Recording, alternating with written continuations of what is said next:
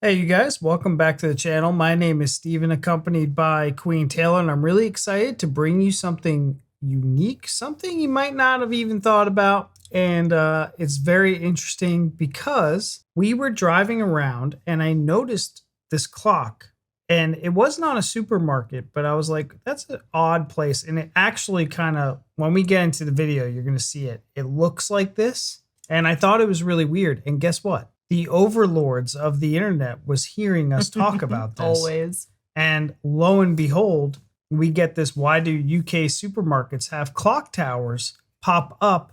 Because like, who in their right mind would ever look this up? Like, this is just something that comes to you. And this is one of those videos for me. And why not react to it? Why not learn about it? Yeah, because we want to know, why do they? Why do UK supermarkets have clock towers?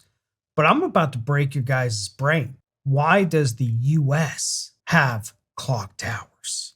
That's right. They're here too, you guys. What is supermarkets? Happening? I'm pretty sure Publix has a clock tower in it. And that Walmart over there on Beachside has it. Why? It's a digital world. I have cell phones. Why do we have clock towers? Why do you think they do? Any guesses? I'm going to guess one, but I don't know if you're going to like it. Oh, okay. I think they used to use clock towers to tell people when it was time to pray or go to church. Because we all had busy lives, and I think it's just a tradition from, way back when clock towers were more prevalent in civilization. And I think we just kept the tradition, and now it could be some architectural thing where it's like, the builders just like them and want to keep that kind of going. It looks nice. It does look nice, and that could also be a nice thing. Like, I don't know. But anyways, guys, let's find out for real, and let's stop guessing about it. Let's hop on over. So many supermarkets in the UK have one of these, but have you ever actually looked at one of them? Like, have you noticed that most of them don't actually show the real time? Whoa. A clock tower. Whoa, that blows my mind. I never paid enough attention to see if they were showing the right time or not. It's 7-hour difference. Oh, maybe it's like a different time zone though? Yeah, because it's the minutes are the same, but the hour's off. So what's it telling the time too? Maybe it's just purely decoration and they didn't set it correctly, or the batteries changed. I don't know. I don't know, you guys. A clock tower on a supermarket, if you think about it, it doesn't make any sense. I mean, this isn't a town square, it's a car park. And it's clearly not serving any functional purpose because it's not even set right. So why do so many supermarkets built in the 80s and 90s have one of these?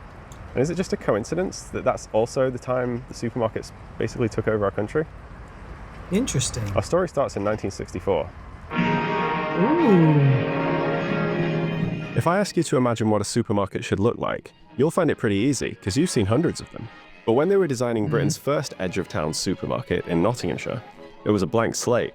And although people didn't know what a supermarket should look like, they decided pretty quickly that it shouldn't look like this. These early supermarkets were based on designs from America, and for a while, the novelty of the store that sells everything was enough to make people look past the ugly exterior. They claim that everything here is cheaper, but how much cheaper? And how frightened are Caerphilly's small shopkeepers? I don't see anybody in town going down to the hypermarket in the middle of the week for a cauliflower or a couple of pound of potatoes, you see? Unfortunately, that's exactly what was starting to happen. Once the stores were built, people seemed to flock to them, but as the 1970s rolled around, it was getting harder and harder to get them built in the first place. People didn't like the way they looked. So that's so interesting that they said that, because I'm thinking about like Winn-Dixie. Well, I'm just saying Winn-Dixie because I feel like that's a supermarket chain. Eckerd's, a chain of supermarkets that are kind of fizzling out. Yeah. Like I think Walmart like kind of came in, and even like Publix was like a Florida thing, and there's still kind of those strongholds of supermarkets in America that are still there, but you could tell it's almost like Amazon, right? You could tell that the Walmarts are starting to take over, but they just can't because there's a monopoly law in place. But I find it so interesting that they were trying to replicate what, US supermarkets looked like, but it didn't work out for them. So they're like, we have to make them look more grandioso or just more grand. Yeah. And that, from what I'm gathering, is that's why they started putting clock towers on them. But again, I still I harken back to the thought of, why did I see them here? And I did watch this really incredible documentary about, you remember we were watching this? It was about basically how malls took over America. Like malls were being just built and developed, and now there's like desolate malls that are, Yeah, malls are like just not a thing anymore. malls are not really that prevalent. So you just see like these apocalyptic, big. They were big. Malls were huge, you guys. Yeah. Yeah. It's kind of interesting. I don't know why I wanted to interject that with this video, but Me neither. it's the only time I'm ever going to be able to talk about the malls. It's really just deep inside of him. He needed to get it out. Yeah. Like the supermarkets. The architecture critic Lance Wright said that the retailers had chosen the image of the concentration camp, and local councils were starting to become uncooperative as well. Clearly a new design was going to be needed, but what could it be? So this is another question, and I know because they were talking about the ugliness, but they didn't. Was that the real reason, or was it because people were boycotting supermarkets because they were damaging locally owned, produce shops and other mom and pop shops, right? Yeah. I don't know. Southwood and Farrows on a river by the sea. Southwood and Farrows, it's a whole new place to be. Over in Essex, a new town was being built, and the council wanted to put a supermarket right next to the town square. But they had a very strict design guide, which required all buildings to have specific Essex characteristics. And so Asda came up with an idea. 15 miles away, in a town called Coggeshall, there is a 14th century barn and a Victorian clock tower.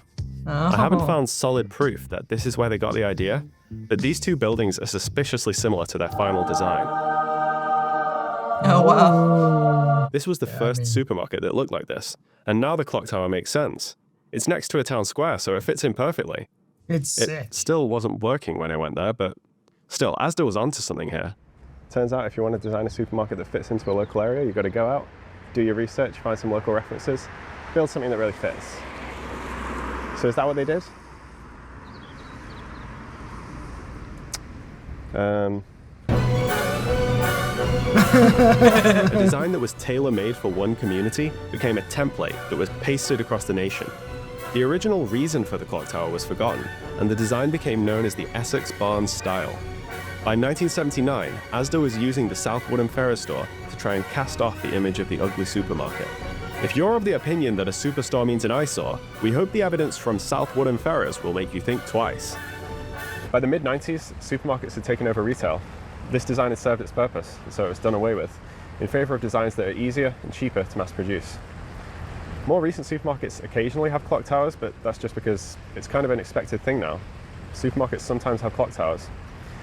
And But it doesn't look as nice. sometimes, if you're really lucky, they might even show the correct time. And it might not rain. That'll do. That'll do. Chris Spargo. Answering life's smallest questions. That was actually a great video. So bring your Look family. at this. I don't know. It does look very nice. I do like that a lot more than the very modern, kind of rectangular with all the windows. I get it's cheaper, but it does look a lot nicer. So you think the modern style, if I heard you correctly, looked nicer? No. So I think the style that they were showing with the clock tower looks nicer than what they're getting today. yeah, I even see it now with if you look back at, I'll say McDonald's builds, like the buildings that McDonald's had with the golden arches, right? And now they're like super sleek and modern. And I don't know if that's just a style preference of today's generation, that they like more hyper modern, like super fancy, trying to make it look more luxurious than it actually is. Yeah, it's weird because I feel like it kind of lost, I don't want to say the appeal, but kind of what it all was, because when we were growing up, McDonald's looked very different.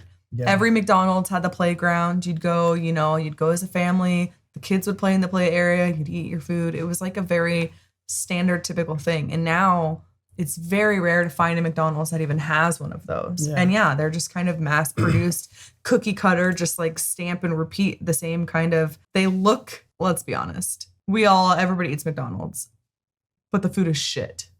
Yeah. It's garbage, especially I'm sure in America, it's worse than it is everywhere else because most food is, but it looks like much more nice than their food is even worth. Yeah. I mean, and I know they make billions of dollars. There's a McDonald's on every other corner all over the place, but it's like, what's that expression? Putting lipstick on a pig. Yeah. Putting lipstick on a pig. That's what McDonald's is like. But for grocery stores, supermarkets, right? That's where the common person would go to buy their groceries, to buy their tomatoes, potatoes, and, things that they'll feed their family. So I wonder if people look at the clock tower Asda building and they think, wow, this is a sack of shit, or do they look at it and think this is enchanting and beautiful? Yeah, it would definitely draw me in. It would draw me in, but someone who's been seeing it day in, day out, exactly. Seeing the everything kind of starting to get old looking, I don't know.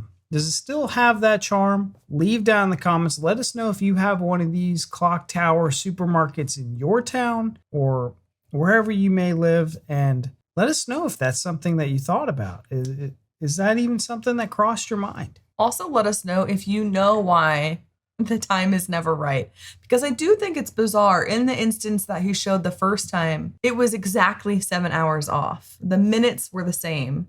At that last one he showed, well, granted, he didn't show the time that it actually was when he showed that one. So maybe it was as well. But it was just very bizarre that the hours were off and the minutes were spot on. So I'm curious if there's a deeper meaning to that or if they're just all always off and none of the times are the same on any of them. I would have to imagine, because they are clock towers exposed to the elements that they would need. If they're mechanical in nature, they would need some kind of tuning every once in a while, because you would think that the weather and things, outside of its, enclosure could affect it. Yeah. If a gust of wind or some kind of something pushed one of those arms, I'm pretty sure it'll F up the time. And yeah, I'm maybe they're, or if they're battery powered or uses some kind of electricity, if the power goes off or it loses some kind of that. So I want to believe that they're for the majority mechanical, but it could be it doesn't matter. Right. But they just need to, someone needed to take care of it, and that's probably a waste of time, money, and effort for them to do that for a decorative piece, right? Mm-hmm. What are you laughing at? You answered my question, but I was asking them if any of them knew. Oh, well, if any of you guys know.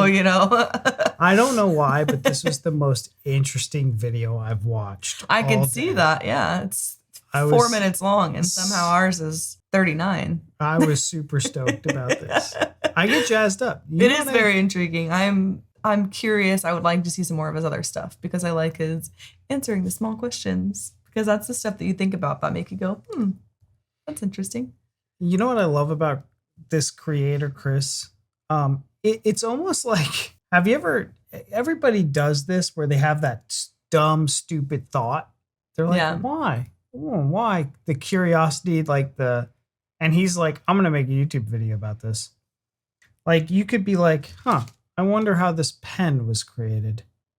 Why do we have pens? And then just make a whole video about it. That was an example. That was not a real thing. How it's made has done a pen video, but I digress. All right, you guys, that's it for us. Leave down in the comments what you think. Check out Chris's channel if you've never seen him before. Let us know if you have. And we'll see you in the next one. Bye.